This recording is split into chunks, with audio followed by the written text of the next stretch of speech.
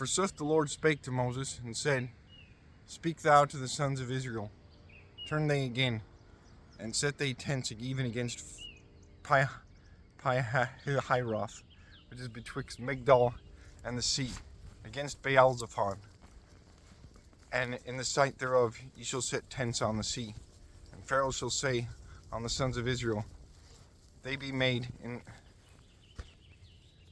straight in the land. The desert hath enclosed them altogether. And I shall make hard his heart, and he shall pursue you. And I shall be glorified in Pharaoh and in all his host. And the Egyptians shall know that I am the Lord.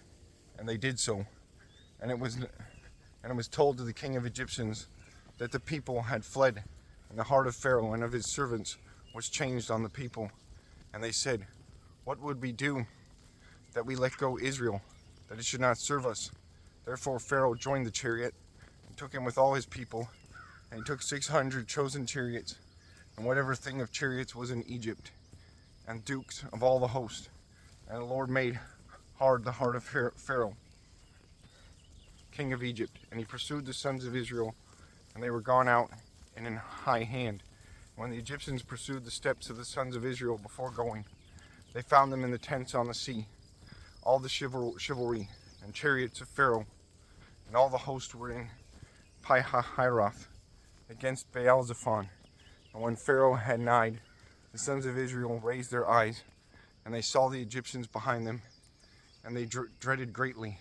And they cried to the Lord, and said to Moses, In hap sepulchres were not in Egypt, therefore thou hast taken us away, that we shall die in wilderness. What wouldest thou do this, that thou lettest out of Egypt? Whether this is not the word that we spake to thee in Egypt, saying, Go away from us, that we serve the Egyptians, for it is much better to serve them than to die in wilderness. And Moses said to the people, Do not ye dread, stand ye, and see the great works of God, which ye shall do today. For ye shall no more see the Egyptians, which ye see now, till into without end. The Lord shall fight for you, and ye shall be still. And the Lord said to Moses, What criest thou to me? Speak thou to the sons of Israel, that they go forth. Forsooth, raise thou thy rod, and stretch forth thine hand on the sea, and part thou it, that the sons of Israel go in the midst of the sea, by dry place. Forsooth, I shall make hard the hearts of Egyptians, that they pursue you, and I shall be glorified in Pharaoh, and in all the host of him, and in the chariots of him, and in the knights of him. And Egyptians shall know that I, the Lord God, I am the Lord God, when I shall be glorified in Pharaoh, and in the chariots, and in the knights of him. And the angel of the Lord that went before the castles or tents of Israel took himself, and went behind them. And the pillar of cloud went together with him, and left the former things after the back, and stood betwixt the castles of Egyptians and the castles of Israel. And the cloud was dark toward the Egyptians, and it was lightening the night toward Israel, so that in all the time of night they might not nigh together to themselves.